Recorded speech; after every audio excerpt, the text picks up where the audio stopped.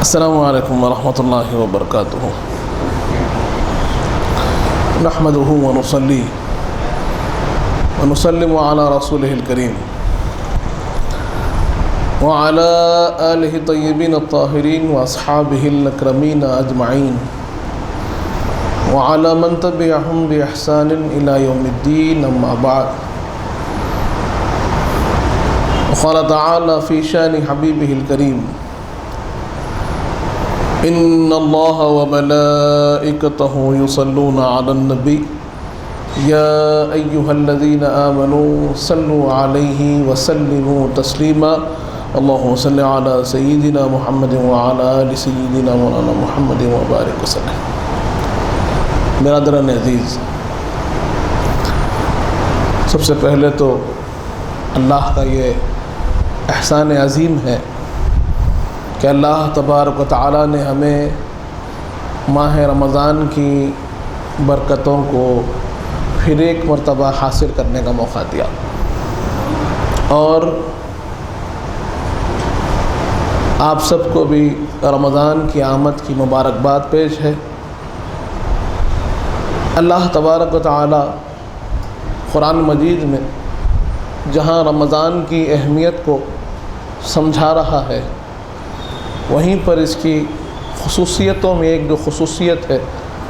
اس کا بھی حکم ہم کو عنایت فرما رہا ہے۔ ایک طرف جہاں پر اللہ تبارک و تعالیٰ نے فرمایا کہ شہر رمضان الذی انزل فیہ القرآن،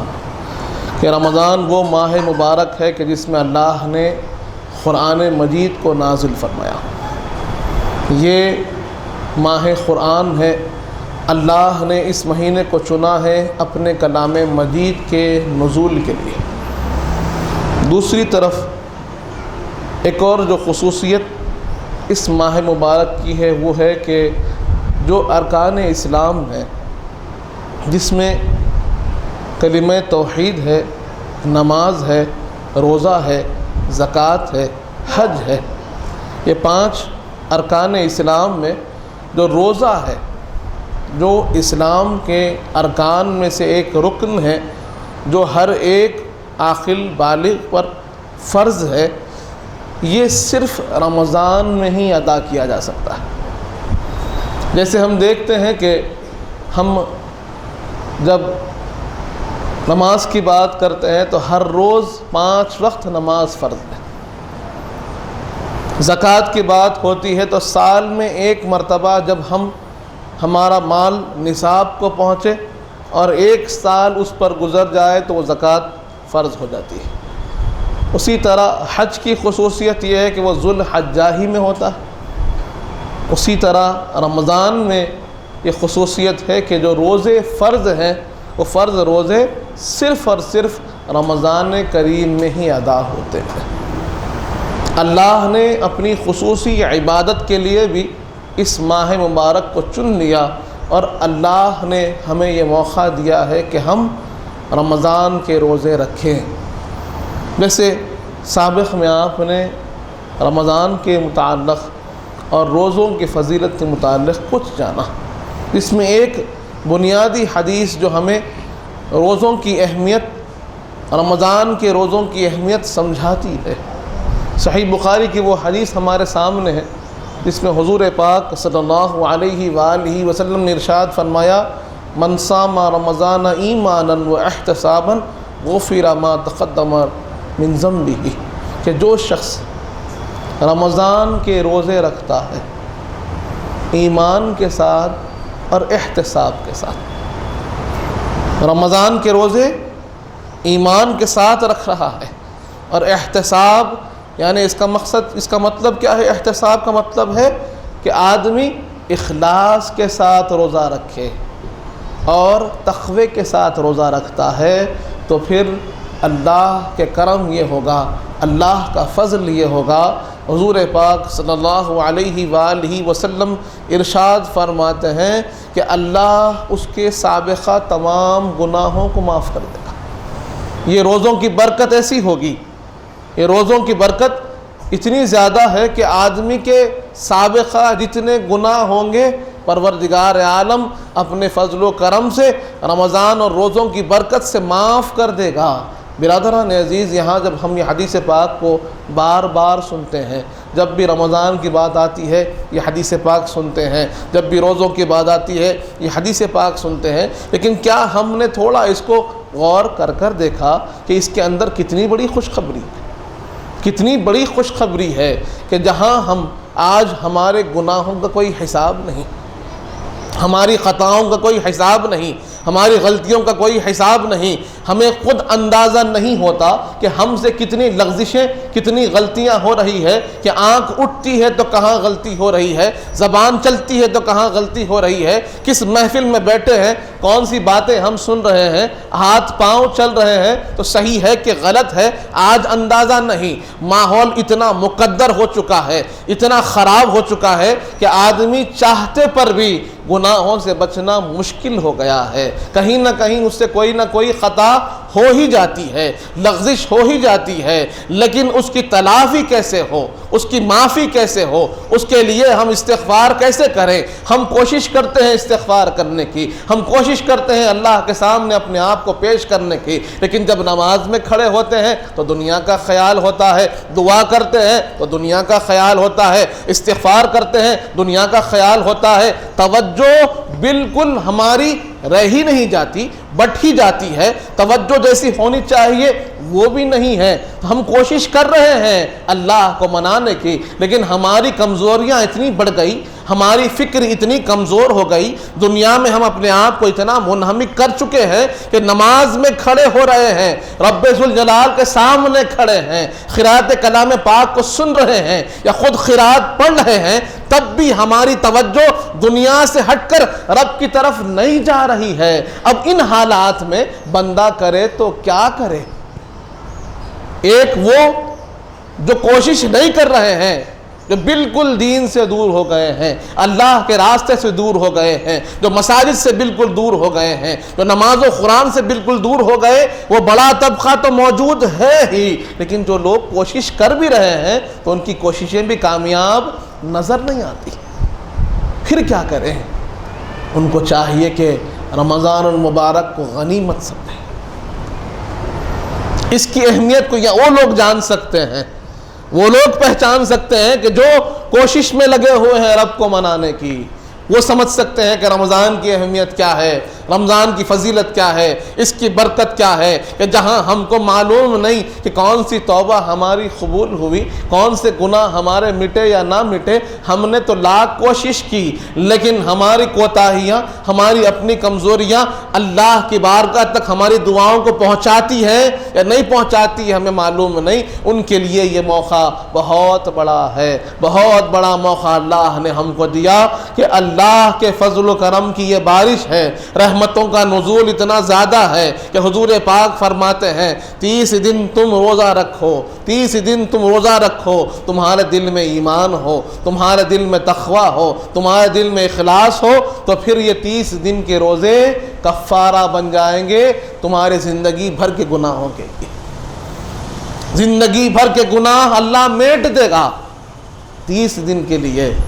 30 دن کیسے گزر رہے ہیں؟ آج تو ایسا ہو رہا ہے کہ جیسے گھنٹے گزرتے ہیں ویسے دن گزر رہے ہیں، جیسے منٹ گزرتے ہیں ویسے گھنٹے گزر رہے ہیں، صبح شام کب ہو رہی ہے معلوم نہیں ہے۔ پھر اس کے علاوہ ہم دیکھتے ہیں اللہ نے کتنی نعمتیں دی ہے، آج ہم ٹھنڈک میں سائے میں بیٹھے ہوئے ہیں، سکون میں بیٹھے ہوئے ہیں، کھانے پینے کی دقت نہیں ہے، مشکل نہیں ہے، روکھی سوکھی ہی صحیح ہم 3 ٹائم کھانا تو کھا ہی لیتے ہیں، پیٹ بھر کھانا تو کھا ہی لیتے ہیں، اس میں کوئی دقت نہیں ہے۔ الحمدللہ سحری بھی ہو رہی ہے، الحمدللہ افطار بھی ہو رہا ہے۔ پھر آپ کو رمضان کے روزے کے اندر ہم دیکھتے ہیں مسجد میں چلے جائیں تو اے سی ہے، گھر میں چلے جائیں تو اے سی ہے، اے سی نہیں تو ایئر کولر تو ہے ہی ہے، پنکھا ہے ہی ہے، چھت ہے ہی، سارے اللہ نے نعمتیں آرام ہم کو عنایت کر دیے۔ اب ہم کو کرنا کیا ہے؟ صرف جستجو کرنی ہے رب کو منانے کی، کوشش کرنی ہے رب کو منانے کی۔ اور اللہ کا فضل تو دیکھیے، اس کا کرم تو دیکھیے کہ جب رمضان کریم آتا ہے، بندہ مومن اللہ کی عبادات میں آگے بڑھ جاتا ہے تو اللہ فرشتوں کو حکم دے دیتا ہے۔ صحیح بخاری کی حدیث ہے کہ اللہ فرشتوں کو حکم دیتا ہے کہ اے فرشتوں جاؤ جنت کے دروازے کھول دو۔ جنت کے دروازے، سارے دروازے کھول دیے جاتے ہیں۔ حکم دیتا ہے اللہ کہ جاؤ فرشتوں دوزخ کے دروازے بند کر دو۔ دوزخ کے دروازے بند کر دیے جاتے ہیں۔ اس کے بعد جبرائیل امی کو حکم ہوتا ہے کہ جبرائیل جاؤ دنیا میں جتنے شریر شیاطین پھر رہے ہیں سب کو بیڑیوں میں جکڑ دو، سب کو بیڑیوں میں جکڑ دو۔ یہ حدیث پاک بھی ہم نے سنی،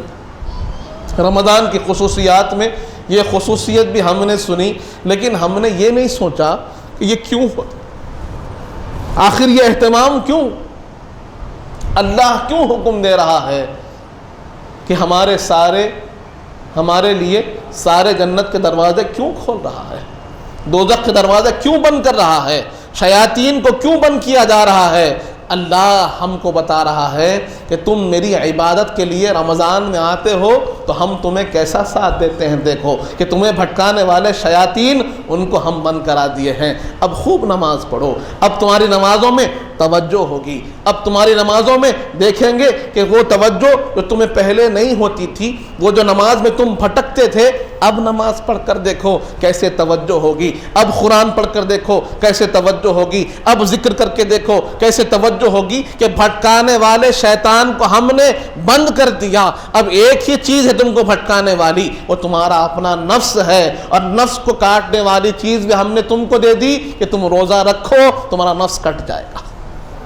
روزہ رکھتے جاؤ، نفس مرتا چلا جائے گا، نفس کٹتا چلا جائے گا، اور جو نفس امارہ ہے یہ روزوں کی برکت سے مطمئنہ کی طرف آگے بڑھ جائے گا۔ لیکن ہم آج بھی اس کی اہمیت، اس کی توجہ کو نہیں سمجھتے ہیں، اس کی اہمیت، اس کی افادیت کو نہیں سمجھتے ہیں کہ یہ رمضان کریم کے روزے کتنے بابرکت ہیں۔ برادران عزیز، ان روزوں کو پورا کرنے کے لیے اللہ ہمارے لیے راستہ ہموار کر رہا ہے، شیاطین کو بند کر کہہ رہا ہے کہ آ جاؤ مغفرت کے راستے پہ، آ جاؤ ہمارے رحمت کو حاصل کر لو، ہم نے تمہارے لیے راستے کو ہموار کر دیا ہے، ہم نے لیے تمہارے راستے کو بالکل مسطح کر دیا ہے، اب چلنا تمہارا کام ہے، یہ جنت کا راستہ ہے۔ تبھی تو اللہ نے جنت کے دروازے کھول دیے کہ اب جو عمل ہوگا تمہیں جنت تک لے جائے گا، جو عمل ہوگا وہ سیدھا جنت تک جائے گا۔ ہم نے دروازے کھول دیے ہیں اور دوزخ کے دروازے بند کر دیے، یہ بتاتے ہوئے کہ اب تم پر کوئی سختی، کوئی عذاب نازل نہیں ہوگا، اب کوئی گناہ کی طرف تم نہیں جاؤ گے، اس لیے ہم نے دوزخ کے دروازوں کو بند کر دیا۔ اللہ ہم کو انسپائر کر رہا، اس طرف آگے بڑھنے کے لیے اللہ ہم کو توجہ دلا رہا ہے کہ دیکھو ہم پروردگار ہے، رب العالمین ہے، ہم چاہے تو حکم دے دے کافی تھا، لیکن یہ تم ہمارے حبیب کی امت ہو تو تمہارے لیے ہم راستوں کو ہموار بھی کر رہے ہیں۔ سابقہ امتوں کے لیے یہ چیزیں نہیں تھی، روزہ ان کو بھی تھا۔ قرآن کہتا ہے کہ اللہ فرماتا ہے کہ ہم نے تم پر روزوں کو فرض کر دیا جیسے ہم نے سابقہ امتوں پر فرض کیا تھا۔ روزے ان پر بھی فرض تھے، لیکن اتنا اہتمام، اتنی خصوصیات، اتنے راستوں کو ہموار کر کر اللہ نے ان کو نہیں دیا۔ ان کے لیے یہ نہیں تھا کہ جنت کے دروازے کھول دیں، ان کے لیے شیاطین کو بند نہیں کیا گیا، ان کے لیے یہ نہیں کہا گیا کہ جب تم روزہ رکھتے ہو، رمضان میں عبادت کرتے ہو تو تمہاری نفل عبادت فرض عبادت کے برابر ہو جائے گی، اور فرض عبادت 70 گنا زیادہ ثواب تم کو مل جائے گا۔ یہ کون ہے؟ یہ کس کے لیے ہے؟ اللہ آپ اور ہمارے لیے اتنی کچھ نعمتیں دے رہا ہے۔ اب ہمارا فرض کیا ہے؟ ہمارا فرض یہ ہے کہ ہم اس نعمتوں کو حاصل کرنے کی کوشش میں لگ جائیں، ہماری جستجو رمضان کے اہتمام میں لگ جائے، صبح شام فکر یہ ہو کہ ہم رمضان سے کیسے کامیاب ہوں، کیونکہ حدیث پاک کے الفاظ ہمارے سامنے ہیں۔ حضور پاک نے ارشاد فرمایا کہ جو بندہ رمضان پایا اور اپنی مغفرت نہ لکھا لی اس کے لیے ہلاکت ہے۔ رمضان سے بڑھ کر مغفرت کہیں اور تقسیم نہیں ہوتی، رمضان سے زیادہ رحمت کی بارش کوئی اور مہینے میں نہیں ہوتی، رمضان سے زیادہ دوزخ سے چھٹکارا کسی اور مہینے میں نہیں ملتا۔ اسی لیے حضور پاک نے واضح طور پر سمجھا دیا کہ تم رمضان پالو اور رمضان میں اگر مغفرت نہیں لکھا سکتے تو پھر تمہارے لیے ہلاکت ہے، بربادی ہے، کسی اور مہینے میں تمہیں پھر یہ مغفرت حاصل نہیں ہو سکتی۔ اور آج اگر ہم غفلت میں ہیں، آج بھی اگر رمضان کریم کے شروعات میں دل میں یہ خیال نہیں کہ میں سدھر جاؤں، دل میں یہ خیال نہیں کہ میں اللہ کے راستے پر آ جاؤں، دل میں یہ خیال نہیں کہ میں اب اللہ کو منا لوں، تو پھر ہم کو معلوم نہیں ہے کہ کب ہم کو اللہ ہدایت دے کہ یہ موقع ہے۔ آج لوگوں کے ذہنوں میں یہ خیال آ گیا، نوجوانوں کے ذہنوں میں یہ خیال نظر آتا ہے کہ ابھی تو عمر باقی ہے، کر لیں گے،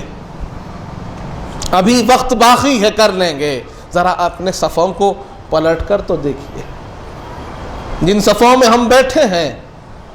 جن ماحول میں ہم رہتے ہیں، جہاں لوگوں میں ہم بیٹھتے ہیں، ذرا آپ ان ماحول میں، ان صفوں میں، ان مسجدوں میں، ان بارگاہوں میں ذرا پلٹ کر دیکھیے کہ جو پچھلے سال تھے آج ان میں سے کتنے نہیں ہیں۔ اور ہمارے لیے اس سے بڑھ کر کیا ہو کہ ہم نے جو وبا کرونا کی تھی، کووڈ کی تھی، اس کو دیکھا ہے کہ وہاں پر نہ کوئی جوان کا خیال تھا، نہ کوئی بوڑھے کا خیال تھا، نہ بچے کا خیال تھا، سب کے سب جاتے رہے۔ آج اللہ کا فضل و کرم ہے کہ اللہ نے پھر ہمیں موقع دیا۔ معلوم نہیں ہے کہ آئندہ پھر موقع ملے گا یا نہیں ملے گا۔ ہمارا کام ہے کہ ہر لمحے کو غنیمت جانیں، ہر لمحے کو اللہ کی عبادت کے لیے، اللہ کے لیے اس کو مختص کریں، اللہ کو منانے کی کوشش کریں، اور جتنی ہو سکے رمضان میں عبادت کریں، تلاوت کریں، قرآن مجید پڑھیں، ذکر کریں، اذکار میں اپنے آپ کو ڈالیں، درود پاک پڑھیں، اور اس کے ساتھ ساتھ صدقات و خیرات کریں۔ روزہ تو رکھنا ہے، لیکن اس کے ساتھ یوں ہی وقت کو جانے نہیں دینا، بلکہ ہمیں چاہیے کہ ہم خوب اپنے رب کی عبادت کریں۔ دوسری چیز کہ جب ہم روزہ رکھتے ہیں، روزے کی فضیلتوں میں یہ فضیلت بھی ہمارے سامنے ہے کہ حضور پاک صلی اللہ علیہ وآلہ وسلم ارشاد فرماتے ہیں الصوم جنہ، روزہ کیا ہے؟ یہ ڈھال ہے، حصن حسین فرمایا گیا کہ ایک مضبوط خلا ہے جو لوگوں کو دوزخ کی آگ سے بچاتا ہے۔ لوگوں کو دوزخ کی آگ سے بچانے والی ڈھال اور محفوظ رکھنے والا خلا روزہ ہے۔ اور یہ بات کہتے ہوئے بڑی تکلیف ہوتی ہے یقیناً کہ ہم دیکھتے ہیں کہ ہمارے نوجوان بھائی، ہمارے اپنے بچے، ہمارے اپنے بھائی آج روزے سے دور ہیں۔ بہت سے نوجوان ہیں جو روزہ نہیں رکھ رہے ہیں، آپ ان سے پوچھیں، ان سے ملاقات کریں تو کہتے ہیں کہ نہیں، میں کچھ کام کر رہا ہوں، کسی کام میں مصروف ہوں، میری نوکری بڑی مشکل ہے، بہت ہارڈ ورک کرتا ہوں اور اس لیے روزہ نہیں رکھتا۔ یہ بات صحیح نہیں، یہ بات صحیح نہیں ہے۔ آپ کو جب سوال پوچھا جائے گا تو آپ کے کام کا سوال نہیں پوچھا جائے گا، لیکن روزے کا سوال برابر پوچھا جائے گا۔ آپ جب خبر میں جائیں گے تو یہ نہیں پوچھا جائے گا کہ آپ نے کتنا کمایا ہے اور کتنا خرچ کیا، یہ جو سوال بعد میں ہوگا۔ پہلے سوال یہ ہوگا کہ آپ نے روزہ رکھا کہ نہیں رکھا۔ تو آپ دنیا کمانے کے لیے، پیسے کمانے کے لیے آپ روزے کو نہیں چھوڑ سکتے ہیں۔ ہاں ضرورت پڑ جائے کہ روزہ رکھیں یا پیسے کمائیں تو آپ کو پیسے کمانے کو چھوڑنا پڑے گا اور روزہ رکھنا پڑے گا۔ اس بات کو سمجھیں کہ یہ فرض ہے، اس میں آپ کو چھٹکارا نہیں۔ ہاں وہ لوگ جو بہت زیادہ علیل ہے، مریض ہے، بہت زیادہ بیمار ہے، اور جن کو ڈاکٹر نے یہ کہا ہے، طبیب حاذق نے یہ کہا ہے کہ بھائی اگر آپ روزہ رکھیں گے آپ کے مرض میں اضافہ ہوگا، آپ کی جان کو خطرہ ہوگا، تو ان کے لیے اجازت ہے۔ لیکن جو ماشاءاللہ صحت مند ہے اور جو روزہ رکھ سکتے ہیں، انہیں چاہیے کہ وہ روزہ رکھیں، کیونکہ یہ جہنم سے چھٹکارے کا راستہ ہے، یہ ڈھال ہے ہمارے لیے جو جہنم سے ہم کو بچاتی ہے۔ برادران عزیز، اس کے ساتھ پھر جب ہم دیکھتے ہیں روزے کی برکتوں کا معاملہ ایسا ہے، حدیث پاک میں آتا ہے ہر چیز کے لیے ایک زکوٰۃ ہوتی ہے۔ زکوٰۃ کا مطلب کیا ہے؟ ہمارے ذہن میں زکوٰۃ کہتے ہی ذہن میں بات آتی ہے کہ وہ اپنے پیسوں میں سے جو صاحب نصاب ہیں ایک چھوٹا سا حصہ نکال کر غریبوں کو دینا۔ انشاءاللہ آئندہ زکوٰۃ پر بھی بات ہوگی، زکوٰۃ کی اہمیت پر بھی بات ہوگی اور روزے کے مسائل پر بھی بات ہوگی۔ لیکن روزے کی فضیلت کیا ہے؟ آج ہم فضائل صیام سن رہے ہیں، تو روزے کی فضیلت میں ایک فضیلت حضور پاک فرماتے ہیں کہ روزہ یہ تمہارے جسم کی زکوٰۃ ہے۔ جیسا وہ 2.5% مال کا نکالنا ہمارے مال کی زکوٰۃ ہے، ویسے ہی حضور پاک فرماتے ہیں کہ روزہ تمہارے جسم کی زکوٰۃ ہے۔ برادران عزیز، اب زکوٰۃ کے معنی کو سمجھیں گے تو جسم کی زکوٰۃ کیا ہے وہ بھی معلوم ہوگا۔ زکوٰۃ کا مطلب ہوتا ہے پاک کرنا، اسی لیے زکوٰۃ کو زکوٰۃ کہتے ہیں کہ وہ آپ کے مال کو پاک کرتی ہے۔ 2.5% جب ہم اپنے مال سے نکالتے ہیں تو وہ بقیہ جو 97.5% بچ رہا ہے وہ آپ کے لیے، آپ کے مال وہ سارا کا سارا پاک ہو جاتا ہے وہ 2.5% نکالنے سے۔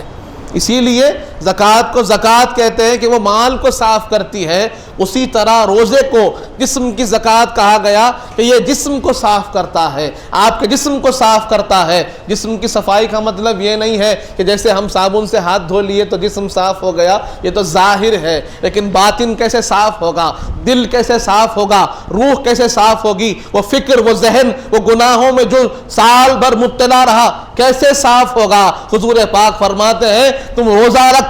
تمہارا دل صاف ہو جائے گا، تمہارا جسم صاف ہو جائے گا، تمہارا ضمیر صاف ہو جائے گا، تمہارا ذہن صاف ہو جائے گا، اور جو تمام گناہوں کے جو خیالات ہیں انشاءاللہ روزے کی برکت سے وہ بھی صاف ہو جائے گا۔ اس سے بڑھ کر کیا ہو کہ ایک طرف جنت کا راستہ ہموار ہے، ایک طرف دوزخ سے ہماری جو ہے حفاظت ہو رہی ہے، اور تیسری طرف ہمارے جسم کو اللہ صاف کر رہا ہے روزوں کے ذریعے سے۔ برادران عزیز، یہ فضیلت کیا کم ہے کہ حضور پاک فرماتے ہیں کہ روزے دار کے منہ سے جو بو آتی ہے، آدمی جب روزہ رکھتا ہے اور پیٹ اس کا خالی رہتا ہے تو ایک عجیب بو آتی ہے خلا کی وجہ سے، پیٹ میں پیٹ کے خالی پن کی وجہ سے بو آتی ہے، اور انسانی فطرت، انسانی مزاج کے لحاظ سے وہ اس کے لیے پسندیدہ نہیں ہوتی، پسندیدہ نہیں ہوتی۔ ہاں یقیناً لوگ اسی لیے پوچھتے ہیں ہم برش کر سکتے ہیں کیا، پیسٹ استعمال کر سکتے ہیں کیا، کیا کیا جائے، کیا کیا جائے، بھائی وجہ کیا ہے؟ نہیں، وہ بو آتی، ایک عجیب بو آتی ہے بھوک کی وجہ سے، پیٹ خالی ہونے کی وجہ سے۔ اس کے لیے میرے آقا فرماتے ہیں کہ یہ جو وہ شاید کہ ایک بندے کو ناپسند ہو، شاید کہ انسان کو ناپسند ہو، لیکن پروردگار عالم اس بو کے اتنا پسند کرتا ہے کہ مشک کی خوشبو سے زیادہ اللہ کے پاس اس بو کا مقام ہے، جو آپ کو ہم کو ناپسند ہوگی، لیکن اللہ اس کو پسند کرنے کا اعلان فرما رہا ہے، اور فرما رہا ہے کہ جو سب سے مہنگی خوشبو ہے مشک، اس سے زیادہ اللہ کے پاس یہ معتبر ہے، اس سے زیادہ پسندیدہ یہ اللہ کے پاس ہے۔ وجہ کیا ہے؟ کیونکہ یہ جو بو کی وجہ ہے یہ روزہ ہے، یہ بھوک ہے، یہ پیٹ کی جلن ہے، اور بندہ مومن اللہ کی خاطر بھوکا رہ رہا ہے، بندہ مومن اللہ کی خاطر اپنے پیٹ کو جلا رہا ہے، بندہ مومن اللہ کی خاطر روزہ رکھ رہا ہے، تو اللہ اس بندے کے روزے کو اکنالج کرتا ہوا، اس بندے کی ہمت افزائی کرتا ہوا، اس بندے کو بلندی پر پہنچاتا ہوا کہہ رہا ہے کہ اے بندے سن لو کہ اگر تم کو یہ بو پسند نہیں ہے، لیکن تمہارے روزے کی وجہ سے آنے والی یہ بو بھی پروردگار کو پسند ہے۔ پھر آپ کا عمل کتنا پسند ہوگا، آپ کی نماز کتنی پسند ہوگی، آپ کا روزہ کتنا پسند ہوگا، آپ کی تلاوت کتنی پسند ہوگی، آپ کی خیرات کتنی پسند ہوگی، آپ کا ذکر کرنا، آپ کا درود پڑھنا، آپ کا صدقہ دینا کتنا پسند ہوگا کہ ایک معمولی وہ اللہ کو مشک سے زیادہ پسند ہے۔ برادران عزیز، تو یہ وقت عمل کا ہے، یہ وقت رب کو منانے کا ہے، یہ وقت اپنے آپ کو رمضان کی تیاری میں لگا دینے کا ہے۔ آج لوگ طاقت میں ہے، صلاحیت ہے، قوت ہے، جوانی ہے، آپ کھڑے ہو سکتے ہیں، نماز پڑھ سکتے ہیں، تراویح کا اہتمام کیجیے، روزہ رکھ سکتے ہیں، روزے کا اہتمام کیجیے، قرآن پڑھ سکتے ہیں، قرآن کا اہتمام کیجیے۔ لیکن ایک وقت ایسا بھی آئے گا کہ ہم کرنا چاہیں گے، کر نہیں پائیں گے، جسم ساتھ نہیں دے گا، ذہن ساتھ نہیں دے گا، حالات ساتھ نہیں دیں گے۔ جب کرنا چاہیں گے، خبر سامنے نظر آئے گی، آخرت سامنے نظر آئے گی، گھر والے سب چھوڑ دیتے ہوں گے، اولاد چھوڑ دے گی، کوئی پوچھنے والا نہ ہوگا، کوئی دوست پوچھنے والا نہ ہوگا، تب یاد آئے گا کاش خبر کے لیے کچھ کر لوں، آخرت کے لیے کچھ کر لوں، اور کرنا چاہیں گے لیکن پیر کانپ جائیں گے، ہاتھوں میں لرزہ طاری ہو جائے گا، ذہن کام نہیں کرے گا، نگاہوں میں طاقت نہیں ہوگی، نہ قرآن پڑھ سکیں گے، نہ حدیث سن سکیں گے، نہ روزہ رکھ سکیں گے، نہ نماز پڑھ سکیں گے۔ آج اللہ نے موقع دیا ہے اپنی آخرت کو سنوارنے کا، اپنی قبر کا انتظام کرنے کا۔ دنیا کا انتظام تو ہوتا رہے گا، لیکن موقع ہے قبر کے انتظام کا، آخرت کے انتظام کا، تو اس کے لیے تیاری کیجیے۔ انشاءاللہ یقیناً ہم ان عنوانوں پر بات کرتے رہیں گے، روزے کے مسائل پر بھی بات ہوگی، زکوٰۃ کے فضائل پر بھی بات ہوگی، زکوٰۃ کے مسائل پر بھی بات ہوگی۔ انشاءاللہ یہ سلسلہ چلتا رہے گا۔ اللہ تعالیٰ سے دعا ہے مالک جب تک زندہ رکھ، سلام پر رکھ، موت ایمان پر دے، وقت نزا حضور پاک صلی اللہ علیہ وسلم کا دیدار نصیب فرما مالک، ہمیں نیک اور صالح و تقی و پرہیزگار بنا، ہمارے گناہوں کو معاف فرما، ہمارے گناہوں کو نیکیوں سے تبدیل کر دے مالک، ہمیں جو پریشان حال ہیں ان کی پریشانیوں کو دور فرما، ہمیں جو بیمار ہیں انہیں شفا کاملہ عطا فرما، ہمیں جو مخروض ہیں ان کی قرضوں کو عطا فرما، جو بچیاں بیٹھی ہوئی ہے ان کا نصیبہ نیک فرما، جن کی شادیاں ہو چکی ہے ان کی زندگیوں میں خوشیاں عطا فرما، رمضان کی برکتیں ہم کو عطا فرما، رمضان میں عبادت کرنے کی توفیق عطا فرما، رمضان میں سنتوں کو زندہ کرنے کی توفیق عطا فرما، تیرے کلام قرآن مجید کو پڑھنے کی توفیق عطا فرما، جو کچھ کہے ہیں، جو کچھ سنے ہیں اس پر عمل کرنے کی توفیق عطا فرما۔ حضور پاک صلی اللہ علیہ وآلہ وسلم کا سچا غلام و امتی بنا مالک، اہل بیت اطہار کا سچا غلام بنا، صحابہ کرام کا چاہنے والا بنا، اولیاء اللہ کا چاہنے والا بنا، ان کے بتائے ہوئے راستے پر چلنے کی توفیق عطا فرما۔ وصلی اللہ تعالی علی خیر خلقہ سیدنا محمد وعلی آلہ وصحبہ وسلم، والحمد للہ رب العالمین۔